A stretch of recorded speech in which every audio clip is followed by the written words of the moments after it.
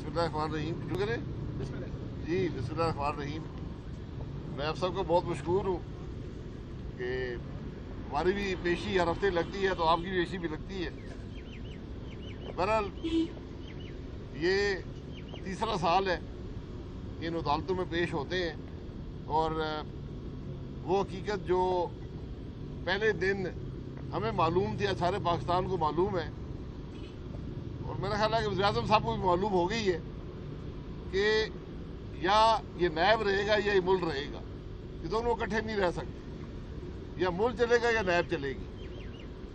नैब ने अपनी सियासत करनी है, उसने हुकूमतों को तोड़ना है, उसने हुकूमतों को दबाना है, अपोजिशन को दबाना है। इसी मकसद के लिए बनी थी, आज भी वही काम कर रही है।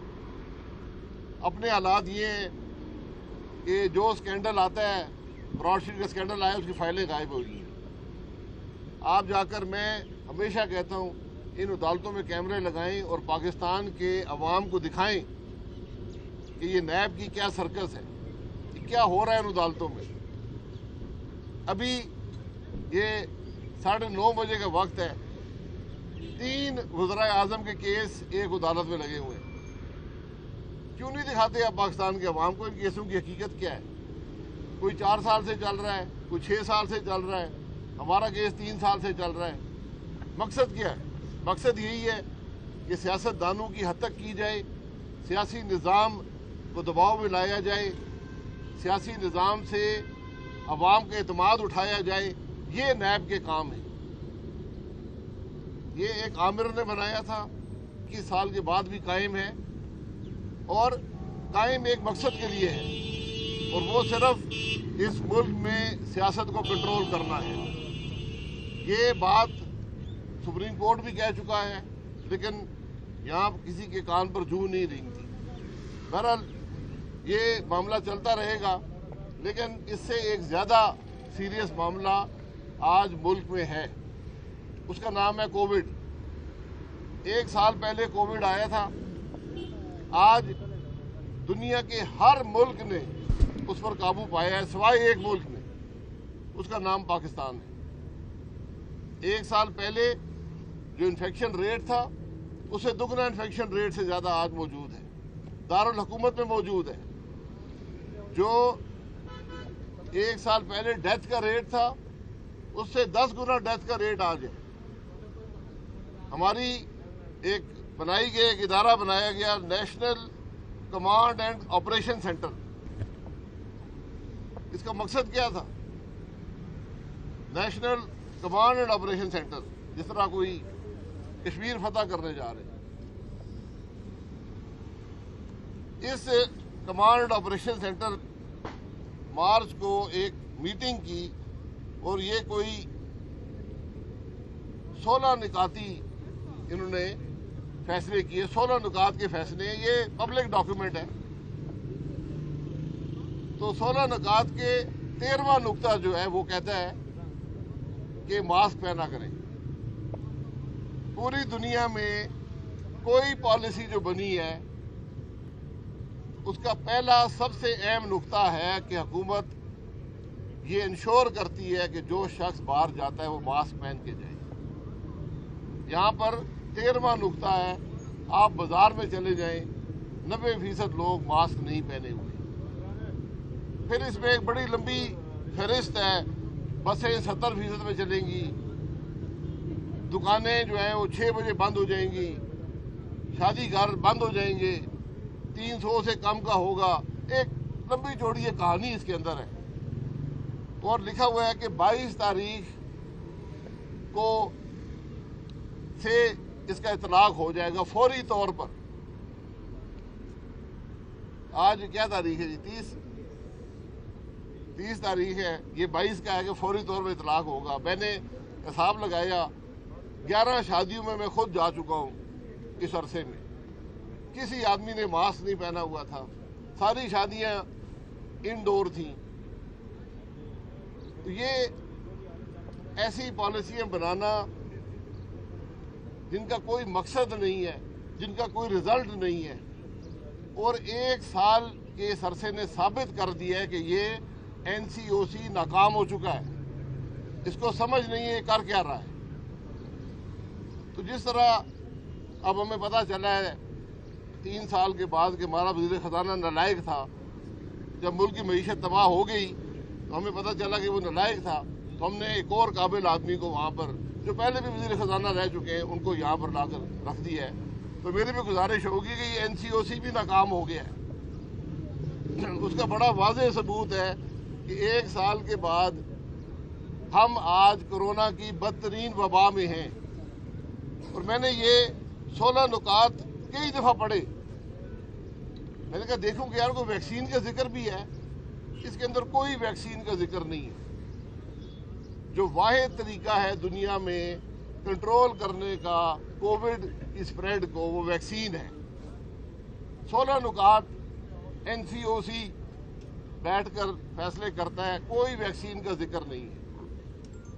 वैक्सीन का जिक्र इसलिए नहीं है कि करप्शन वैक्सीन में हो रही है। पाकिस्तान दुनिया का वाहिद मुल्क है जिसने आज तक एक टीका नहीं खरीदा। एक टीका 15 लाख हमने, चीन ने अपने शहरियों को महरूम करके पाकिस्तान के शहरियों के लिए टीके भेजे 15 लाख। और मेरा ख्याल इसी तरह यूरोप से कोई टीके आए हैं, पता नहीं 15 लाख हैं, 20 लाख हैं, 30 लाख हैं, एक वो भी है। तो आज खैरात पे खैरात लेकर हम कोविड का मुकाबला कर रहे हैं। ये NCOC का और इस हुकूमत का कमाल है। ये कोई क़यामत आ जाती, आप 5 करोड़ टीकों का ऑर्डर देते। 5 करोड़ टीके कितने के हैं? 10-50 अरब रुपए के, 60 अरब रुपए के, 100 अरब रुपए के।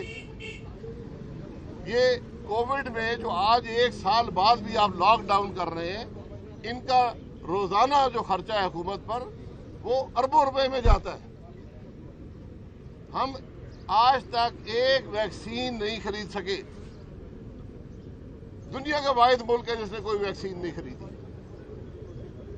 और मैं वज़ीर-ए-आज़म साहब को मुबारकबाद पेश करता हूं कि दुनिया का वाहिद मुल्क है जिसने प्राइवेट सेक्टर को वैक्सीन इंपोर्ट करके बेचने की इजाजत दी है। वाहिद मुल्क है। यहां पर एजेंट बैठे हुए हैं जो बाहर से वैक्सीन लाएंगे और उनके दाम भी जो है वो काबीना सेट करती है। काबीना को और कोई काम नहीं है। मुल्क की मईशत कहाँ जा रही है? काबीना कोविड के दवाई की कीमत काबीना सेट कर रही है। बात यह है कि प्राइवेट सेक्टर को दुनिया में कहीं भी कोविड वैक्सीन फरोख्त करने की इजाजत नहीं है। ये जो लोग इंपोर्ट कर रहे हैं, कहां से वैक्सीन लेकर आ रहे हैं? सवाल तो ये है कि किससे वैक्सीन खरीद रहे हैं? जब मुल्क में लोगों को वैक्सीन मुयसर नहीं है, हुकूमत अपना काम नहीं कर रही। यहां पर ये NCOC रोज कहता है जी इन्फेक्शन रेट ये हो गया है, इतने बीमार हो गए हैं, इतने फलाने हो गए हैं, लगी है। और वो लोग कौन है जिनको वैक्सीन लग रही है? कल से एक वीडियो चल रही है कि एक वफाकी वजीर की पूरी फैमिली को वैक्सीन लग रही है। वीडियो सबने देखी है। यार आपने चोरी करके वैक्सीन लगानी थी, वीडियो तो ना बनाए ना। अगर आप में शर्म नहीं है, अक्ल तो होगी ना। ये आज इस हुकूमत का हाल है कि इनको अवाम की परवाह नहीं है। वैक्सीन खुद नहीं खरीदते, वैक्सीन प्राइवेट सेक्टर को कहते हैं कि लेकर आओ, वैक्सीन खुद अपने आप को लगाते हैं। ये हम कोविड का मुकाबला कर रहे हैं। अस्पताल भरे हुए हैं मरीजों से,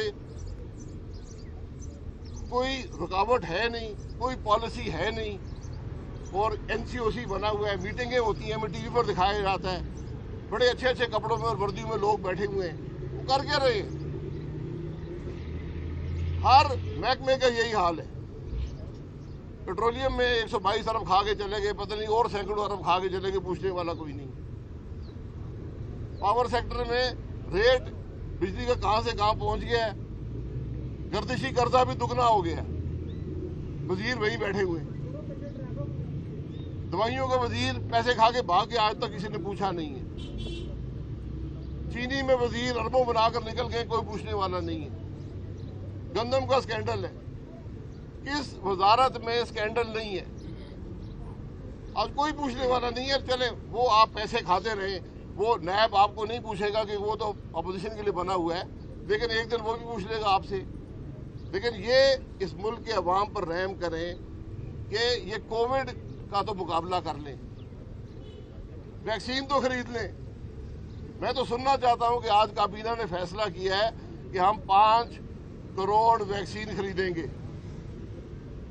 आप अपने खर्चे पूरे करने के लिए, अपनी नलायकी पूरी करने के लिए आपने बिजली के रेट कहाँ पर पहुंचा दिए, आपने गैस के रेट कहाँ पहुंचा दिए। आज हर लीटर पेट्रोल डीजल पर 40 रुपए का टैक्स लगा हुआ है, 15 रुपए से कम हुआ करता था। तो यार 1-2 रुपए और भी लगा दो, इस मुल्क के अवाम पर वैक्सीन तो उनको दे दो। आज कोई बता सकता है, ये एनसीओसी बता दे कि वैक्सीन क्यों नहीं ले रहे, क्या पॉलिसी है वैक्सीन पर, ये बात करनी है। अब आप सवाल कर लें। भाई साहब ये बताएं कि पहले असद उमर, हफीज शेख, आप हमाद क्या समझते हैं कि महंगाई को पीटीआई की हुकूमत कंट्रोल कर पाएगी? अगर वजीर बदलने से महंगाई कंट्रोल होगी तो इंशाल्लाह कर लेगी। भाई साहब, कि एक नालायक को हटाएंगे, दूसरे नालायक को बैठा देंगे। दीगर वजारतें जो हैं उनमें भी तब्दीलियां लाई जाने का इम्कान है। अगले हफ्ते एक्सपेक्टेड है कि वज़ीर-ए-आज़म साहब मज़ीद तब्दीलियां करेंगे, तो वजारतें तब्दील करने एक्सपेक्टेड है। वज़ीर-ए-आज़म साहब तो समझते हैं कि है, मैं तो समझता हूँ कि अगर एक आदमी यहाँ पर नालायक है तो इंशाल्लाह वहाँ भी नालायक होगा।